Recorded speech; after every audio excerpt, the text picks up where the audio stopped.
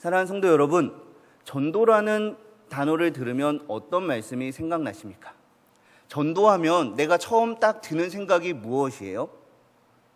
한번 생각해 보세요. 제가 저한테 얘기는 안 하셔도 되는데, 나는 전도라는 말을 들었을 때 어떤 마음들이 나에게 드는가, 그것을 생각해 봤으면 좋겠습니다. 어떤 분들은 태신자가 생각나실 거고요, 어떤 분들은 모교 전도대가 생각이 나실 겁니다. 내일은 모교 전도대가 있습니다. 오전 10시 반까지 임마누엘 홀로 오시기 바랍니다. 또 새생명 큰 잔치를 생각하시는 분들도 있을 거예요. 어떤 분들은 사명을 생각하시는 분들도 있고요, 어떤 분들은 새생명 큰 잔치가 끝났으니까 올해는 전도 끝이다, 그렇게 생각하시는 분 이 자리에는 없으실 거라고 생각이 됩니다. 전도에 대해서 저마다 여러 가지 다양한 생각들을 가지고 있습니다. 하지만 우리는 이 전도가 우리의 생각으로 내가 익숙함으로 하는 것이 아니라 하나님의 말씀인 성경을 통해서 이 전도가 무엇인가, 왜 우리가 전도를 해야 되는가, 그것을 살펴보는 것이 중요하다라고 생각이 됩니다. 오늘 성경 구절을 통해서 전도의 성경적인 개념이 무엇인가 함께 우리가 살펴볼 것이고요, 그렇다면 이 전도를 우리가 신자로서 어떻게 감당해야 될 것인가 함께 생각해보고 기도하는 시간을 가지려고 합니다. 첫 번째로 우리가 생각할 것은 전도는 예수님의 명령이라는 것입니다. 따라해 봅시다. 전도는 예수님의 명령입니다. 할렐루야. 아멘. 이 명령은요, 하라는 것이에요. 네가 해도 되고 하지 않아도 된다. 네가 할 수 있으면 해라. 네가 좀 편해지면 해라. 네가 마음에 감동이 되면 해라. 그렇게 선택사항이 아니라 전도는 반드시 우리 모두가 해야만 하는 하나님의 명령이라는 것을 기억해야 합니다. 복음서를 보면은요, 예수님께서 그 공생의 사역 가운데 하신 일들을 말해주고 있습니다. 그런데 이 복음서를 마무리하는 말씀이 바로 전도에 관한 명령입니다. 복음서를 끝으로 예수님께서 승천하시고 그 제자들, 그 사도들의 이야기가 사도행전에서 시작이 되는데요, 이 사도행전의 시작도 전도입니다. 우리 성경 말씀을 같이 한번 찾아봅시다. 마가복음 16장 15절입니다. 우리 한번 같이 읽어볼까요? 시작. 또 이르시되 너희는 온 천하에 다니며 만민에게 복음을 전파하라. 아멘. 이 말씀은요, 예수님께서 그 공생의 사역을 마치시고 이제 승천을 준비하시면서 제자들에게 부탁, 명령하신 말씀입니다. 이 말씀은 마태복음과 마가복음과 누가복음에 동일하게 나타나고 있습니다. 그런데 이 말씀을 보니까요, 이 제자들이 어떻게 복음을 전해야 되는가 보니까 너희는 온 천하에 다니면서 내가 가고 싶은 곳, 여기는 내가 익숙한 곳, 내가 친한 곳, 내가 그 복음의 대상을 정하는 것이 아닙니다. 하나님께서 우리에게 명령하신 곳이라면 우리는 모두 다 그곳에 가서 복음을 전해야 한다라는 것입니다. 그리고 만민에게 복음을 전해라. 내가 친한 사람, 내가 사이가 좋은 사람, 내가 뭔가 더 친해지고 싶은 사람, 뭔가 나에게 이득을 주는 사람이 아니라 그 만민에게라고 말하고 있어요. 전도의 그 대상과 그 지역, 그 모든 것들은 내가 정하는 것이 아니라 누가 정하시는 것이라고요? 하나님이 정하시는 것입니다. 그리고 그 하나님께서 이미 다 정하셨어요. 그리고 저와 여러분이 그것을 명령하셨습니다. 그것은 저는 여러분들이 맡은 그 구역이 어딘지, 맡은 그 대상인지 누군지 다 알지는 못합니다. 하지만 여러분들은 알고 계시죠. 다 알고 계시죠? 알고 계시죠? 그리고 그 사람이 누군지도 알고 계시죠? 그렇다면 그곳에서 복음을 전하고 계십니까? 전하고 계시죠? 오늘 우리가 이 말씀을 들을 때 새로운 힘을 얻어서 다시 한번 전도의 뜨거운 마음을 회복하시기 바랍니다. 주님께서 우리에게 말씀하여 주신 거예요. 너희는 온 천하에 다니면서 모든 사람들에게 복음을 전하라. 그 이 말씀을 꼭 기억하시기 바랍니다. 또한 누가복음 24장의 말씀을 읽어봅시다. 복음을 전하라고 했는데요, 과연 어떤 것을 전해야 되는가? 누가복음 24장 46절에서 47절까지 말씀입니다. 네. 제가 읽어드릴게요. 또 이르시되 이같이 그리스도가 고난을 받고 제3일에 죽은 자 가운데서 살아날 것과 또 그의 이름으로 죄사함을 받게 하는 회개가 예루살렘에서 시작하여 모든 족속에게 전파될 것이 기록되었으니. 아멘. 우리가 복음을 전하는데 우리가 어떤 것을 전해야 될 것인가 우리가 잘 모를 때가 있어요. 하지만 오늘 본문 말씀에 보니까 이 말씀을 명령하신 그리스도, 바로 그리스도께서 이 땅 가운데서 고난을 받으셨고 죽으시고 부활하신 것이 우리와 상관이 있는 것이다. 그 이름으로 말미암아 우리가 죄사함을 얻게 되었다. 그래서 당신이 예수님을 믿어야 한다. 이것이 복음을 압축한 내용인데요, 우리가 다니면서 이 복음을 전해야 한다라고 우리에게 명령해 주셨습니다. 이 복음의 내용에 대해서는 두 번째 장에서 조금 더 깊게 생각해 보는 시간을 가지려고 합니다. 그리고 우리가 기억해야 될 것은 우리 모두가 이 복음의 증인이라는 것입니다. 사도행전 22장 말씀을 같이 한번 읽어볼까요? 사도행전 22장입니다. 시작. 내가 그를 위하여 모든 사람 앞에서 내가 보고 들은 것의 증인이 되리라. 아멘. 이 하나님의 말씀에서 그 자유로울 수 있는 사람은 아무도 없습니다. 우리가 여태까지 신앙생활을 하면서 내가 만났던 하나님, 내가 경험했던 하나님의 은혜, 내가 어려울 때 하나님께서 어떻게 힘을 주셨고 내가 감사할 때 하나님께 찬양과 영광을 드렸더니 하나님께서 얼마나 더 큰 것으로 나에게 채워주셨는가. 힘들고 어렵지만 하나님의 말씀을 붙들고 기도할 때에 하나님께서 그것을 이겨나갈 능한 힘을 주신다. 우리가 경험한 이 모든 것들 있잖아요. 또한 내가 이 하나님의 말씀을 통해서 배우고 듣고 배운 이 모든 것들을 그대로 전하는 것입니다. 우리가 막연한 것을 정하는 것이 아니에요. 바로 예수 그리스도, 그분이 어떤 분이신가, 그분이 우리 인생 가운데 오셔서 어떤 일을 행하셨는가, 그분이 나와 무슨 사이가 있는가, 왜 우리는 그분을 믿어야 되는가, 왜 우리가 복음을 들어야 되는가, 그것을 우리가 확실히 알고 그것을 전하는 증인의 삶으로서 저와 여러분이 부르심을 받았다는 것을 기억하시기 바랍니다. 사랑하는 성도 여러분, 이 전도는 하나님께서 먼저 시작하신 것입니다. 그런데 하나님께서 스스로 완성하지 않으시고 저와 여러분에게 맡겨주셨다는 것을 기억하셔야 돼요. 그리고 지금도 하나님께서 우리 인생을 주목하여 바라보고 계십니다. 내가 너희들을 제자로 삼아서 복음 전파의 사명을 맡겨주었는데 그 사명을 신실히 잘 감당하고 있는가, 감당하고 있지 않은가 하나님이 살펴보시고 기억하신다는 것을 기억하면서 나의 사명을 다시 한번 되새기시는 저와 여러분이 되시기를 바랍니다. 우리 같이 한번 따라해 볼까요? 우리 모두가 복음의 증인입니다. 할렐루야. 아멘. 꼭 기억하셔야 됩니다. 우리 모두가 복음의 증인입니다. 그런데 이 전도는요, 전하다, 도를 전하는 것을 전도라고 합니다. 오늘 앞에 읽었던 그 말씀 가운데 우리가 전도를 하는 것은 무엇을 전한다라고 했나요? 두 글자, 복음을 전하는 것입니다. 이 복음을 조금 더 자세히 말하면 예수님에 관한 소식입니다. 조금 더 자세히 말하면 예수님을 통하여 우리에게 주어진 구원의 기쁜 소식입니다. 그렇다면 제가 다시 한번 질문해 보겠습니다. 과연 복음이 무엇인가요? 복음이 무엇인가요? 오늘 우리가 앞에 읽었던 이 베드로전서의 말씀에 보니까 사람들이 물어봐요. 너희 속에 있는 그 소망에 관한 이유가 무엇이냐? 너희가 그렇게 뭐가 좋길래 그렇게 전도하냐? 뭐가 좋길래 교회 나오라고 하냐? 왜 뭐가 좋길래 밥만 먹고 입만 열면 예수 그러는데 과연 예수를 믿어서 무슨 유익이 있느냐? 뭐가 좋길래 나한테 그렇게 권하냐? 그렇게 물어보신다면 뭐라고 대답하시겠어요? 한번 입으로 한번 생각해 보세요.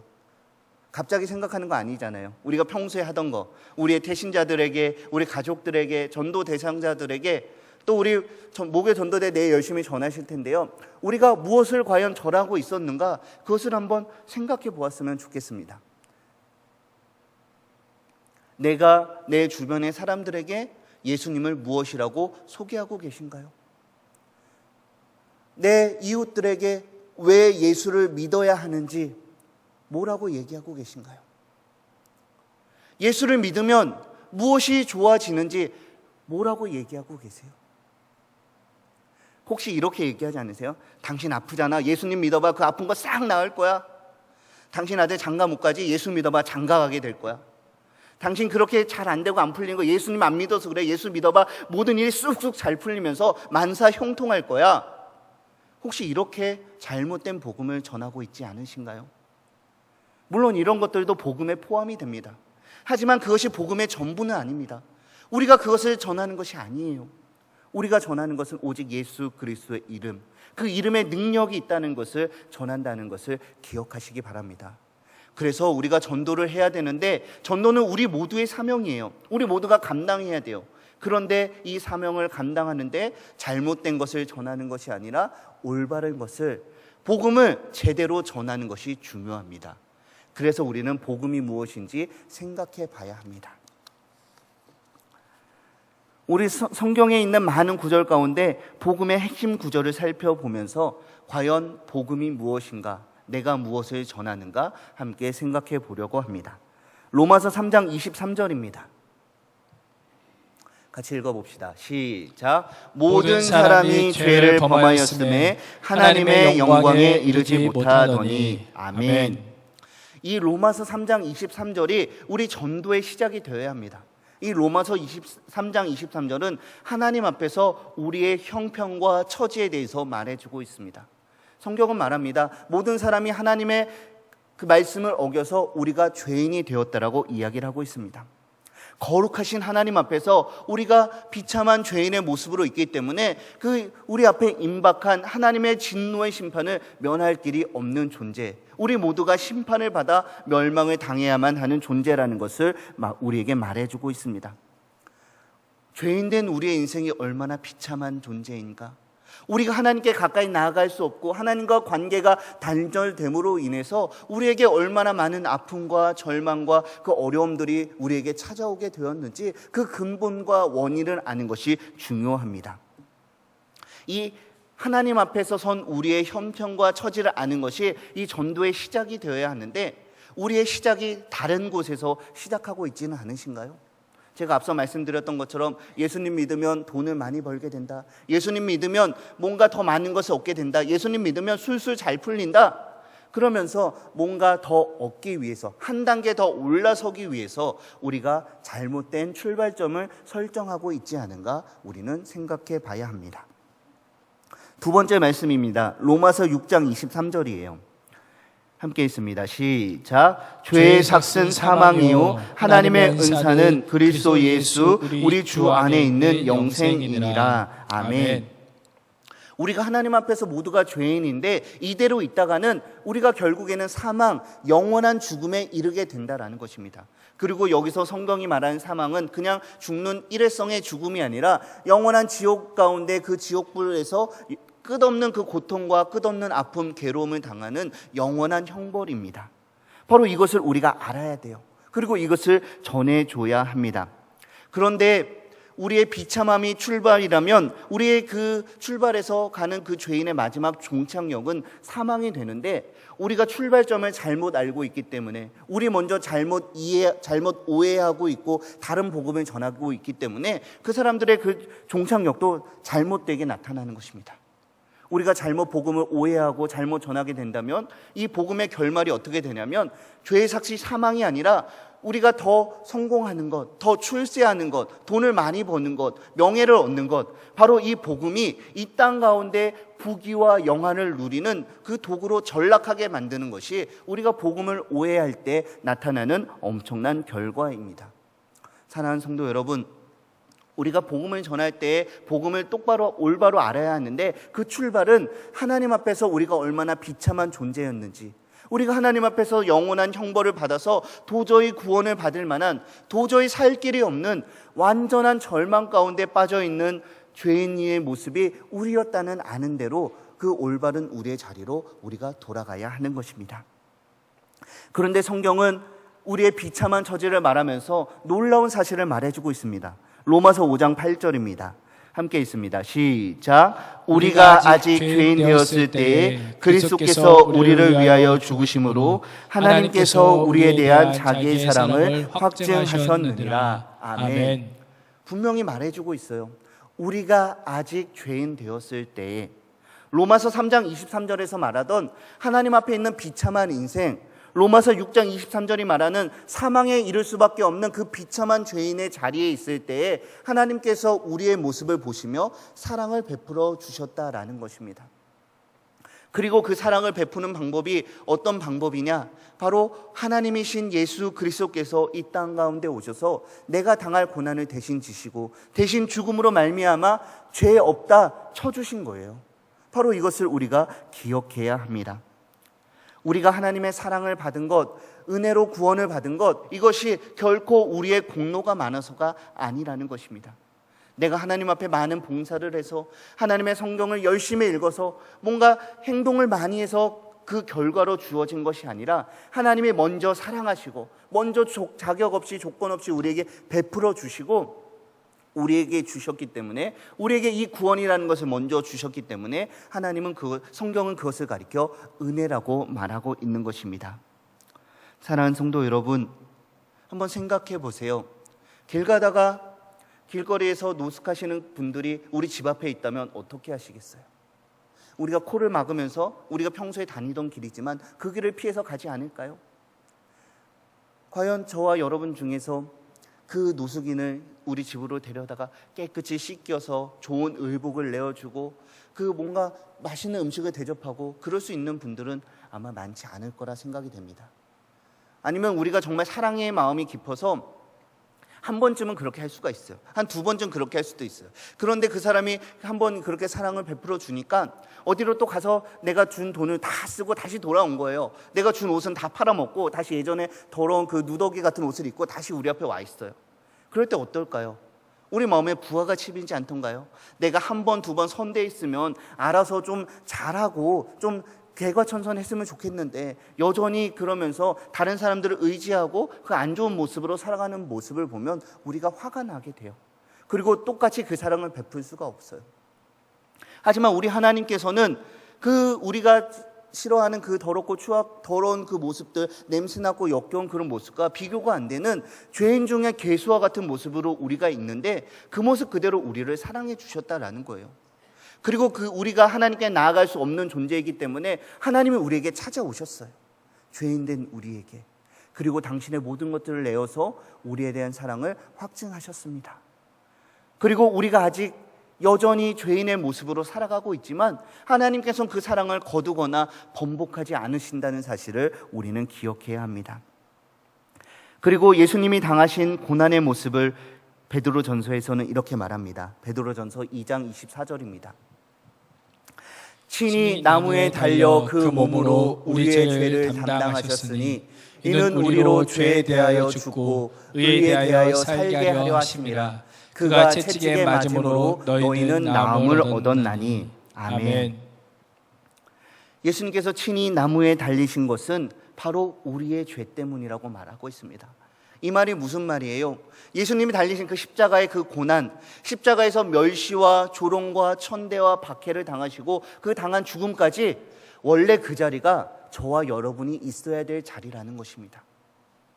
예수님이 당하셨던 고난, 우리가 당해야 되는 거예요. 채찍질과 핍박과 가진 멸시, 그 순환을 원래 내가 당해야 되는 거예요. 그런데 예수님이 대신 당하여 주셨다라고 우리에게 말해주고 있습니다. 그리고 왜 그렇게 내 고난을 대신 져주셨냐? 오늘 말씀이 뭐라고 하고 있나요? 우리가 죄에 대하여 죽고 다시는 그 죄의 모습들을 반복하지 않고 변화되길 원한다라는 거예요. 의에 대하여 살게 하려 하심이라. 사랑하는 성도 여러분, 내가 있어야 될 그 자리에 예수님이 대신 가 계셨습니다. 내가 당할 조롱과 아픔 그 모든 것들 예수님께서 대신 져주셨어요. 그리고 그 이유가 내가 죄인의 자리에서 돌이키기 위한 것이라는 것을 주님께서 말씀하여 주십니다. 우리는 이것을 기억해야 합니다. 이것을 기억한다면 어떻게 해야 될까요? 하나님 감사합니다. 하나님 정말 대단한 일 하셨네요. 하나님 정말 최고예요. 그리고 감사합니다. 찬양합니다. 박수 몇 번 치고 그리고 끝내야 될까요? 로마서 10장 9절의 말씀입니다. 함께 있습니다. 시작. 내가 만일 내 입으로 예수를 주로 시인하며 또 하나님께서 그를 죽은 자 가운데서 살리신 것을 내 마음에 믿으면 구원을 받으리라. 아멘. 우리가 그것을 알고 기억하는 데서 끝나면 안 됩니다. 바로 그분이 나의 인생의 주인이십니다. 당신은 나의 구주 그리스도가 되십니다. 그런 고백을 하나님께 올려드려야 되는 것입니다. 당신으로 인하여 내가 영원한 생명을 얻게 되었습니다. 이제 나의 인생은 나의 것이 아니라 당신에게 속한 것입니다. 당신의 말씀대로, 당신이 이끄는 대로 내가 살아가겠습니다. 그런 고백을 저와 여러분이 드려야 되는 것입니다. 그리고 그런 고백을 드릴 때에 우리에게 구원이 주어지고 영원한 생명을 얻게 된다는 것을 믿으시기 바랍니다. 성경은 말합니다. 이제 내가 죄인임을 고백하며 그리스도를 고백하며 그분을 믿는 자에게는 구원이 주어졌고 그들이 하나님의 자녀가 되었다라고 말해주고 있습니다. 영접하는 자, 곧 그 이름을 믿는 자들에게는 하나님의 자녀가 되는 권세를 주셨으니 아멘. 예수님을 구주로 고백하십니까? 그분만이 우리에게 구원을 주시는 유일한 구원자라는 것을 믿으십니까? 그분이 당하신 고난과 죽음이 원래 내가 당해야 됐던 고난이고 내가 겪어야 됐던 죽음이라는 것을 믿으십니까? 그분의 부활하심으로 인하여 나에게 영원한 생명이, 영원한 부활의 소망이 우리에게 동일하게 주어졌다는 것을 믿으십니까? 그렇다면 저와 여러분은 하나님의 자녀입니다. 내가 세상에 속하지 않고 하나님께 속하였다는 것을 믿어야 합니다. 예전에는 하나님 앞에서 참담한 죄인, 아무런 희망이 없고 완전한 절망 가운데 빠져 있었지만 예수 그리스도를 통하여 완전한 절망이 희망이 되었다는 것을 우리는 믿어야 되는 것입니다. 사랑하는 성도 여러분, 저와 여러분은 하나님의 자녀가 되었습니다. 그런데 우리 마음속에 여전히 죄악의 습성이 남아있어요. 이 죄악된 습성은 무엇이냐면 나와 다른 사람들을 구별하는 거예요. 내가 그래도 쟤보다는 좀 낫지. 내가 그래도 쟤보다는 좀 낫지. 내가 이렇게 열심히 직분을 감당했는데, 내가 목사인데, 내가 장로인데, 내가 권사인데, 내가 안수집사인데 그래도 저 사람보단 내가 좀 나아. 그러면서 내 마음속에 우월감을 가지고 다른 사람들을 멸시하고 뭔가 차별 두는 마음이 저와 여러분 가운데 있지 않으십니까? 그리고 이런 마음은 우리의 신앙생활뿐만이 아니라 전도의 현장에서도 나타내요. 우리가 복음을 전해야 되는데 주님께서 뭐라고 말씀하셨죠? 온 천하에 다니면서 만민에게 복음을 전하라. 그런데 우리는 마음속에 복음을 전할 사람, 전하면 안 되는 사람, 복음을 전해서 구원받아야 될 나와 친한 사람, 복음을 접하지 않고 심판을 받아서 나쁜 짓을 한 거에 대한 그 결과 심판을 받아서 멸망해야 되는 사람, 우리 마음속에 그렇게 구별짓고 살아가지 않으신가요? 하지만 성경은 예수님을 믿는 모든 사람들에게 이 복음이, 하나님의 사랑이 차별과 구별이 없다라고 우리에게 말해주고 있습니다. 로마서 1장 16절입니다. 함께 읽어봅시다. 시작. 내가 복음을 부끄러워하지 아니하노니 이 복음은 모든 믿는 자에게 구원을 주시는 하나님의 능력이 됨이라. 먼저는 유대인에게요 그리고 헬라인에게로다. 아멘. 사랑하는 성도 여러분, 내가 먼저 하나님 앞에 어떻게 구원을 얻었는가, 그것을 기억해야 됩니다. 나에게 조건이 있었습니까? 나에게 자격이 있었습니까? 내가 열심으로 무언가 노력을 해서 그 보상으로 이 구원을 받았나요? 그렇지 않았죠. 오늘 우리가 읽었던 성경 말씀은 하나님 앞에 아무런 자격이 없는 죄인이었지만 하나님이 먼저 아무런 이유 없이, 조건 없이 우리에게 사랑으로 구원을 주셨다라고 우리에게 말한 것을 우리는 다시 살펴보았습니다. 그렇다면 하나님이 우리에게 대하셨던 그 기준을 우리 주변의 사람들에게도 우리는 동일하게 그 기준을 가지고 복음을 전해야 되는 것입니다. 사랑하는 성도 여러분, 하나님께서는 우리가 아직 죄인 되었을 때, 그리고 여전히 우리가 죄인이지만 변함없이 우리를 사랑하여 주셨습니다. 하나님은 우리에게 아무런 자격 조건도 요구하지 않으셨어요. 그런데 우리는 여전히 다른 사람들에게 뭔가 자격을 요구해요. 뭔가 조건을 요구해요. 전도의 대상을 구별하고 있습니다. 하나님의 능력이 나타나는 그 대상들을 내가 정하고 있어요. 이것은 우리가 하나님의 능력을 제한하는 것입니다. 하나님을 오해하는 것입니다. 혹시 이런 잘못된 생각, 하나님을 오해하고 하나님의 복음의 능력을 제한하는 분이 있다면 이 자리에서 돌이키시기 바랍니다. 그리고 온 천하에 다니며 만민에게 복음을 전하라. 하나님의 복음은 유대인에게나 헬라인에게나 모든 믿는 자에게 주시는 하나님의 능력이 나타나는 이 말씀을 의지하면서 오늘도 열심히 복음을 전하시는 저와 여러분이 되시기를 바랍니다. 사랑하는 성도 여러분, 우리가 전하는 이 복음은 우리의 비참한 현실을 전하는 것입니다.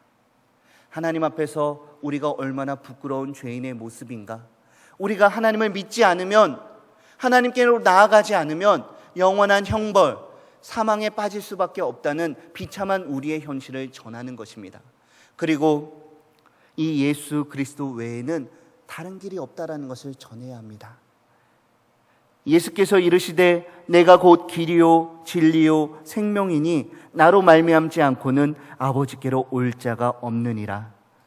다른 이로서는 구원을 받을 수 없나니 천하 사람 중에 구원을 받을 만한 다른 이름을 우리에게 주신 일이 없음이라 하였더라. 아멘. 사랑하는 성도 여러분, 하나님께서 우리에게 주신 이 구원의 기쁨, 이 감격이 회복되시기를 바랍니다.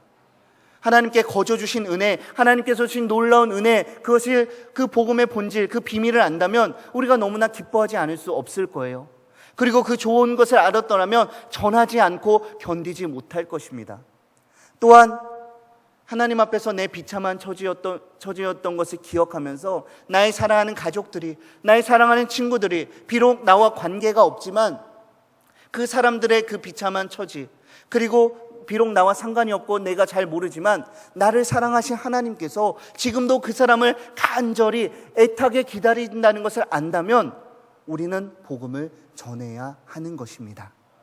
사랑하는 성도 여러분, 내가 그를 위하여 모든 사람 앞에서 내가 보고 들은 것의 증인이 되리라. 이 주님의 명령을 기억하십시오. 하나님이 우리를 먼저 사랑하여 주시고 우리에게 복음 전파 사명을 맡겨 주셨습니다. 그리고 우리는 이 일을 감당해야 합니다. 그렇다면 우리가 이 복음을 전해야 하는데 어떤 것을 전해야 되는지 우리가 함께 생각해 봤잖아요. 그렇다면 어떻게 전하시겠습니까? 어떻게 전하시겠어요? 오늘 세 가지 전도의 방법을 살펴보려고 합니다. 첫 번째는 우리의 삶의 모습으로 전도해야 하는 것입니다. 따라해 봅시다. 우리의 삶의 모습으로 전도해야 합니다. 전도해야 합니다. 할렐루야. 아멘. 빌립보서 2장 말씀 읽어봅시다. 시작. 모든 일을 원망과 시비가 없이 하라. 이는 너희가 흠이 없고 순전하여 어그러지고 거스르는 세대 가운데서 하나님의 흠없는 자녀로 세상에서 그들 가운데 빛들로 나타내며. 아멘. 세상이 우리를 주목하여 보고 있습니다. 너희가 교회 다닌다라고 하는데 우리가 복음을 전하면서 너희가 예수 안 믿으면 죽는다, 예수 믿어야 산다, 예수 믿으면 좋다, 그렇게 말하는데 과연 먼저 예수 믿은 사람들이, 그 좋다라는 것을 먼저 경험한 사람들이 나랑 뭔가 다른가? 우리를 주목하여 보고 있어요. 그리고 나서 관찰하는 거예요. 그런데 봤는데 예수 믿는 사람들이나 우리나 다른 게 없어요.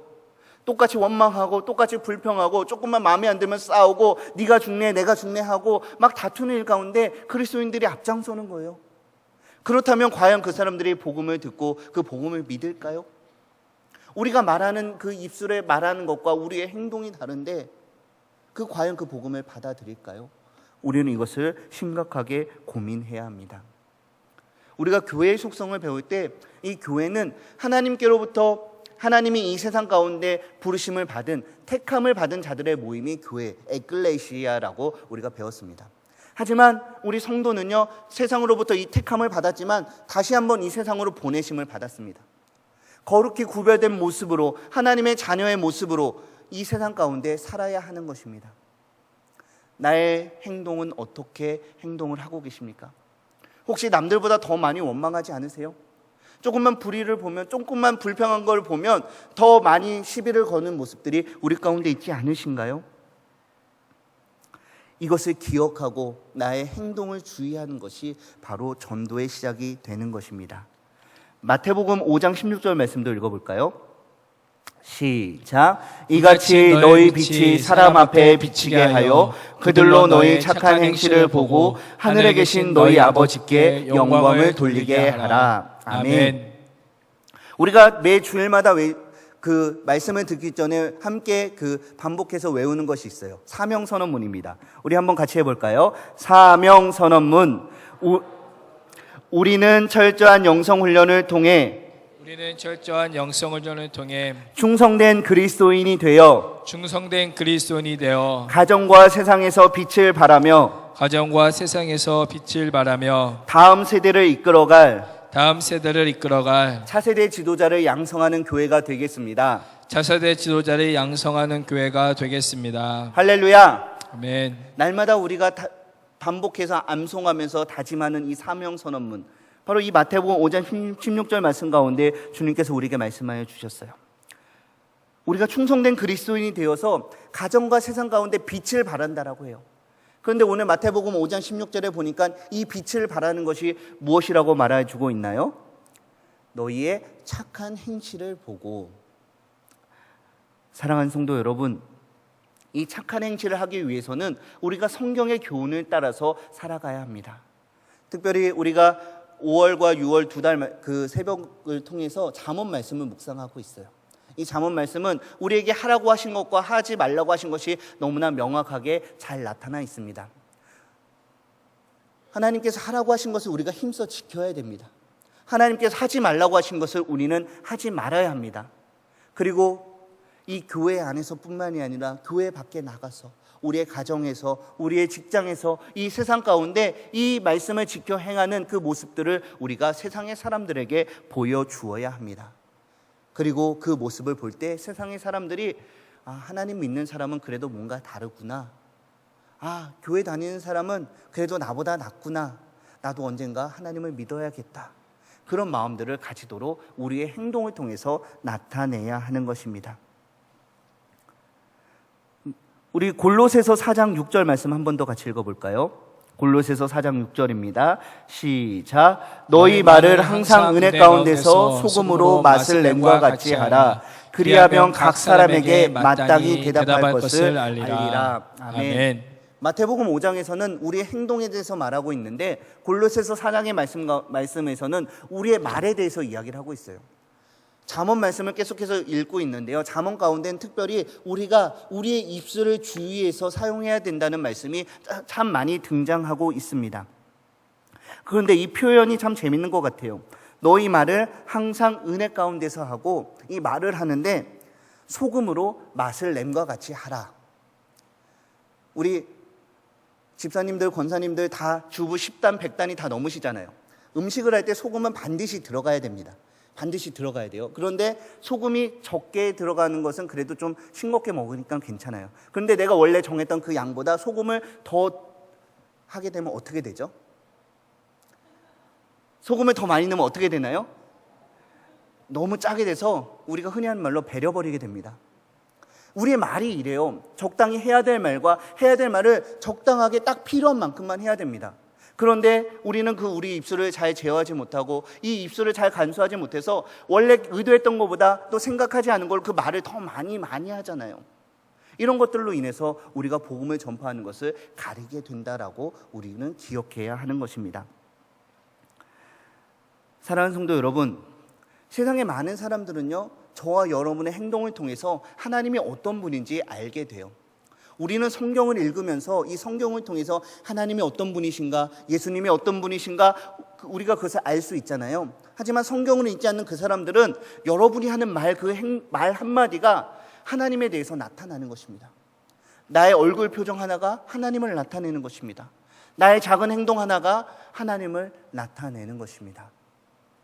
내가 오랫동안 복음을 전했던 나의 대상들, 특별히 나와 관계가 가까운 사람이면 사람일수록 그냥 복음이 전하여지지 않고 그 마음이 강팍하여지지 않으신가요? 그렇다면 우리는 나의 말을 돌아봐야 합니다. 나의 행동을 돌아봐야 합니다. 내가 입술로는 하나님 믿으면 좋다, 예수님 믿어야 된다 그랬지만 그 복음을 전하는 말과 전혀 다른 행동을 하지 않았는가 우리는 생각해 봐야 합니다. 복음을 전하는 입술로, 한 입술로 다른 말을 하는 거예요.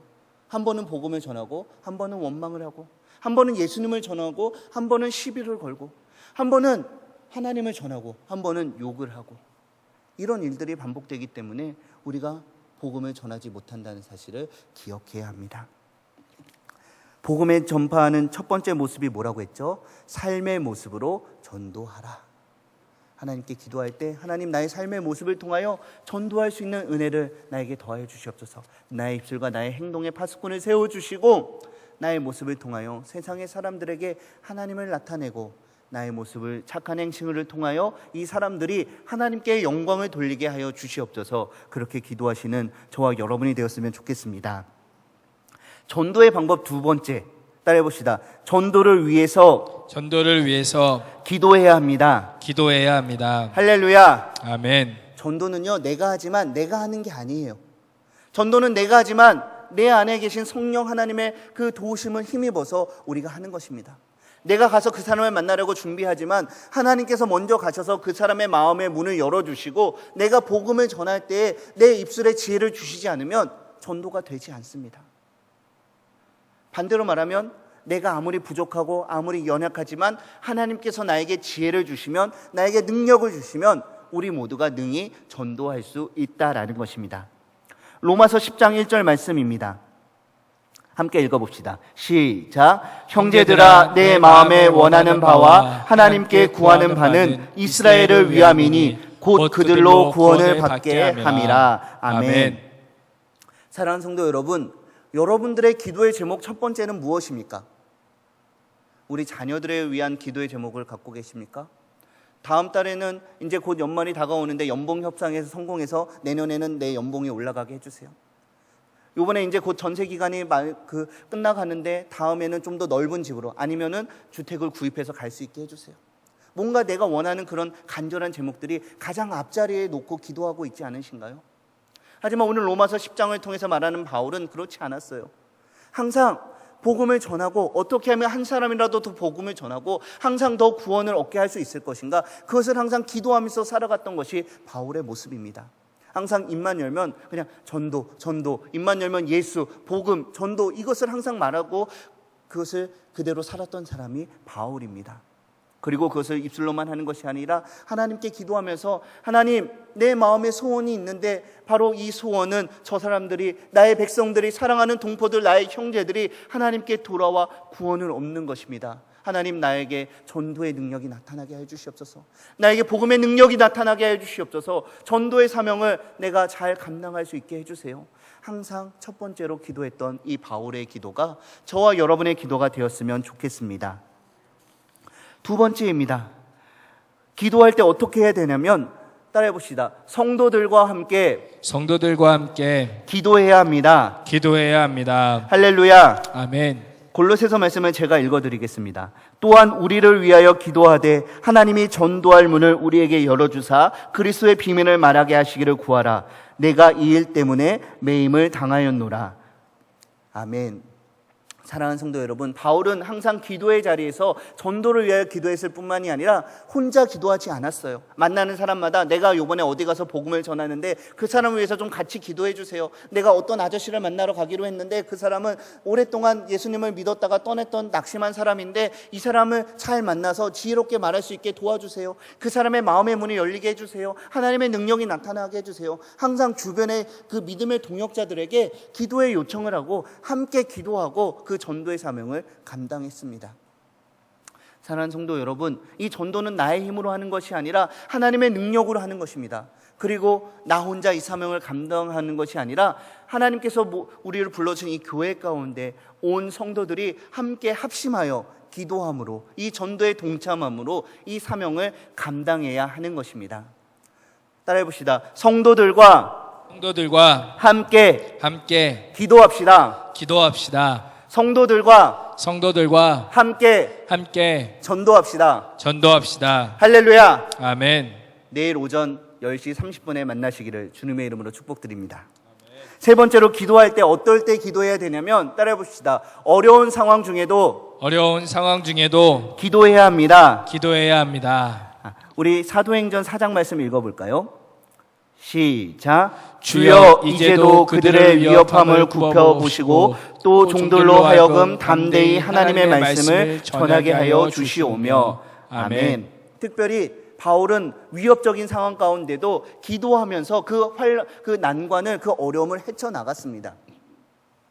그런데 이 사도행전의 말씀은 오늘날 우리에게는 크게 적용되지는 않는 것 같아요. 바울의 시대와 우리의 시대는 조금 다르잖아요. 전도하다 큰 어려움에 빠지신 적 있으신가요? 전도하다 큰 곤란을 당하신 적 있으신가요?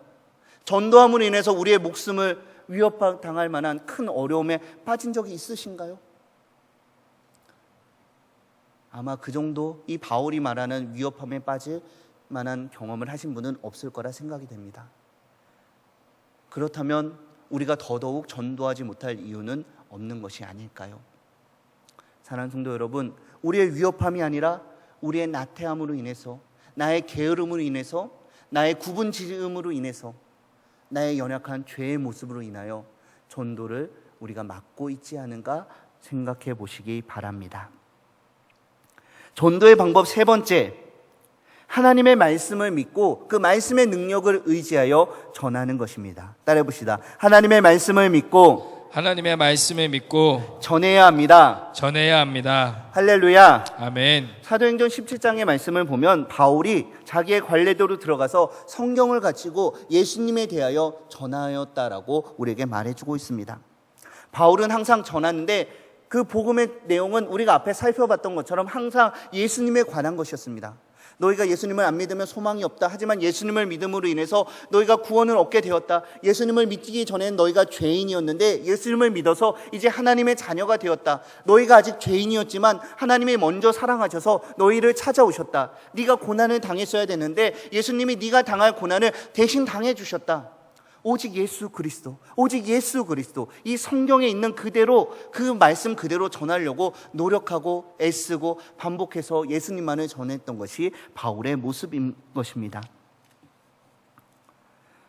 사랑하는 성도 여러분, 우리가 이런 바울의 모습을 닮았으면 좋겠습니다. 우리가 열심히 성경을 읽지만 이 성경을 펼쳐두고 딴소리를 하고 있지 않으신가요? 하나님의 말씀을 잘 듣고 아멘 했지만 그대로 살지 않고 딴 행동으로 나타나지 않으신가요? 우리가 다시 복음으로 돌아가는 것이 중요합니다.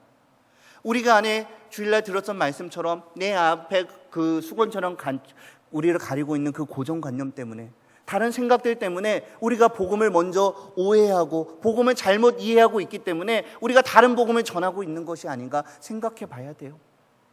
오직 순수하게 하나님의 복음, 우리에게 주신 그 예수 그리스도를 통해서 나타난 그 놀라운 사랑만을 전하시기를 주님의 이름으로 축복드립니다.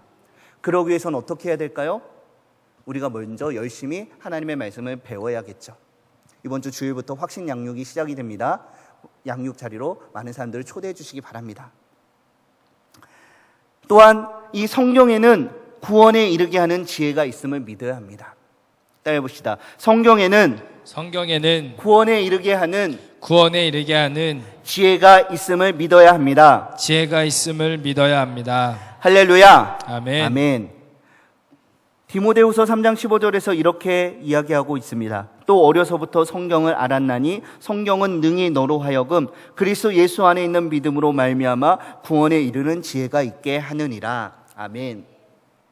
우리가 어떤 것을 전해야 되는가? 복음을 전해야 합니다. 복음의 내용이 무엇인가? 우리가 죄인이었지만 하나님이 먼저 사랑하시고 예수님이 찾아오셔서 대신 죽으시고 우리에게 구원을 주셨습니다. 우리가 그 예수님을 믿으면 하나님의 자녀가 됩니다. 이제 죄인에서 하나님의 자녀가 됐습니다. 우리가 그것을 배웠잖아요. 그런데 혹시 이렇게 말씀하시는 분이 있을 것 같아요. 목사님, 근데요, 알겠습니다. 너무 중요한 거고 잘 알았어요. 좋은 말씀 감사합니다. 근데 그게 우리 삶에 무슨 연관이 있나요? 내가 그 사람이 복음을 전할 때 뭐라고 전해야 되죠? 그 사람이 이게 나와 무슨 상관이 있냐고 물어보면 내가 뭐라고 대답해야 되죠? 혹시 그렇게 반문하시는 분들 있지 않으신가요? 하지만 우리는 이 말씀 가운데 능력이 있다는 것을 믿고 우리가 들었던 그대로 복음의 내용을 끊임없이 전해줘야 합니다. 히브리서 4장 12절의 말씀에 보니까 하나님의 말씀은 살아있고 활력이 있어 좌우의 날선 어떤 검보다도 예리하여 혼과 영과 및 관절과 골수를 찔러 쪼개기까지 하며 또 마음의 생각과 뜻을 판단하나니. 아멘. 사랑하는 성도 여러분, 이 시대 가운데 사람들이 참 좋은 것을 많이 찾아가고 재밌는 것을 찾아가고 더 많은 것을 얻기 위해서 무한 경쟁하는 이 시대 가운데 자기가 최고라고 생각하며 살아가는 이 시대 가운데 우리가 아무리 하나님을 말하고 예수님을 말하고 복음을 말하는 것이 과연 그들 가운데 어떤 유익이 있는가? 그 사람들이 듣기나 하겠는가? 그 사람들이 듣고 오히려 손가락질하고 우리를 멸시하는 것이 아닌가? 우리에게 그런 생각이 들 수도 있어요. 하지만 그럴 때일수록 이 하나님의 말씀 가운데 그 사람들을 변화시키는 놀라운 능력이 있다는 것을 믿고 우리는 포기하지 말고 이 복음 그대로 전해야 하는 것입니다. 우리가 뭔가 그 사람들에게 받아지기 위하여 이 복음에 뭔가 다른 것을 더하고 있지 않으신가요? 뭔가 그 사람들에게 잘 갖다 주게 뭔가 다른 걸로 잘 포장하려고 있지도 않은 것을 갖다 붙이면서 이 복음을 왜곡시키고 있지 않으신가요? 하지만 이 하나님의 말씀 그대로 우리가 전할 때 당신은 하나님 앞에서 죄인입니다. 하나님께 나오지 않으면 영원한 죽음에 빠질 수밖에 없습니다. 하나님이 당신을 먼저 사랑하셨습니다. 그 사랑에 반응하십시오. 예수님을 구주로 믿어야 됩니다. 이제 당신은 하나님의 자녀가 되었습니다. 끊임없이 이 말씀을 전해야 된다는 것을 기억하시기 바랍니다. 오늘도 하나님께서는 저와 여러분을 주님의 백성으로, 주님의 제자로 불러주셨습니다. 그리고 우리에게 구원의 선물을 주셨어요. 그리고 이 구원은 하나님께서 주신 것이기 때문에 그 어떤 사람도 그 어떤 자도 우리에게서 빼앗아 갈 수가 없습니다. 그런데 우리가 구원받은 것에서만 만족하면 안 됩니다. 왜냐하면 하나님께서 저와 여러분에게 구원도 주셨지만 명령도 주셨기 때문입니다. 이것을 우리는 사명이라고 합니다. 내 이웃에게, 나와 상관이 없는 사람에게, 나의 원수에게 가서 복음을 전해야 합니다. 온 천하를 다니며 만나는 모든 사람마다 이 영혼이 나에게 맡겨주신 것이다. 내가 책임져야 된다. 우리의 가정은, 우리의 직장은, 내가 다니는 이 발걸음이 닿는 이곳은 내가 책임져야 된다. 내가 아니면 책임질 사람이 없다. 그런 사명감을 가지고 전도의 사명을 감당하셔야 합니다. 그리고 예수 믿으면 건강해진다. 예수 믿으면 돈을 많이 벌게 된다. 예수 믿으면 성공해야 된다. 그런 이상한 복음, 잘못된 복음이 아니라 하나님께서 우리에게 주신 그 복음 그대로 하나님 앞에서의 우리의 비참한 현실과 하나님이 우리를 위해 하신 일들, 그리고 그의 결과로 주어진 놀라운 구원이란 그 선물 그대로 전하셔야 되는 것입니다. 그리고 우리가 복음을 말했더라면 이 입술로 다른 악한 말을 하지 않도록 주의해야 합니다. 우리가 복음을 전했더라면 우리가 말한 그대로 우리가 행동해야 합니다. 그리고 이 복음 전파는 나의 힘으로 혼자 감당할 수가 없습니다. 우리에게 사명을 주신 그 하나님께 기도해야 합니다. 하나님, 나의 입술에 그 말을 가르쳐 주시옵소서. 먼저 가셔서 그 사람의 마음을 열어 주시옵소서. 내가 낙심하지 않고 포기하지 않고 끝까지 복음을 전하게 해주세요. 그리고 성도들과 함께 기도로 이 사명을 감당해야 합니다. 보는 사람들마다 이 만나는 사람을 위해서, 나의 태신자를 위해서, 나의 전도 대상자들 위해서 기도 부탁을 하시고 기도 요청을 하시고 힘써 기도하고 서로 점검하시고 함께 도와주는 일들이 필요합니다. 그리고 세상의 사람들은 미련하다라고 하지만 바울은 이 복음을 부끄러워하지 않는다라고 말했어요. 계속해서 반복하고 너무나 상투적이고 너무나 익숙하고 귀에 못 박힌 표현과 같은 이 복음을 우리는 그대로 전해야 돼요. 계속해서 전할 때, 반복해서 전할 때 하나님의 놀라운 은혜가 이 말씀 가운데 나타날 줄로 믿고 담대히 복음을 전하시는 저와 여러분이 되시기를 바랍니다. 오늘의 결론입니다. 우리의 사명은 무엇입니까? 하나님께서 우리에게 맡겨주신 영혼은 누구입니까? 우리는 그들을 가리켜서 태신자라고 부르면서 기도로 오랫동안 그들을 하나님께로 인도하는 일들을 준비하였습니다. 여러분들에게 물어보고 싶습니다. 당신의 태신자는 안녕하십니까? 여러분의 태신자는 지금 어디에 있으십니까? 새생명 큰잔치가 끝났습니다. 끝남과 동시에 우리의 관심에서 태신자가 다시 내년까지 멀어지고 있지 않으신가요? 이 시간 이 네 번째 적용 옆에다 우리가 작정했던 태신자의 이름을 다시 한번 적어봅시다. 나갈 때 제출하라고 안 할 테니까요, 걱정하지 마시고 우리가 송구 영신 예배 때 작정했던 전도의 대상자들, 새세명 큰잔치 때 작정했던 그 전도의 대상자들, 한번 여기다 적어보세요. 오랜 시간 동안 함께 신앙생활을 했지만 잠시 낙심하여 떠나 있는 그 사람들, 아니면 내가 오랫동안 복음을 전했지만 여전히 강박하여서 마음을 열지 않는 그 태신자들 이름을 적어봅시다. 한 명을 적으셔도 좋고요, 3명을 적으셔도 좋고요, 더 많이 적으셔도 좋습니다.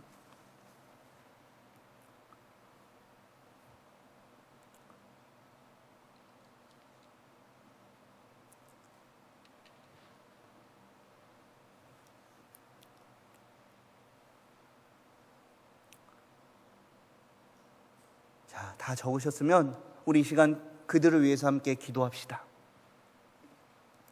하나님, 죄인된 우리에게 놀라운 은혜와 사랑을 베풀어 주신 것도 너무나 감사한데, 우리를 다시 한번 불러주시고 하나님의 동역자로, 복음의 증인으로 그 사명 맡겨주시니 감사합니다.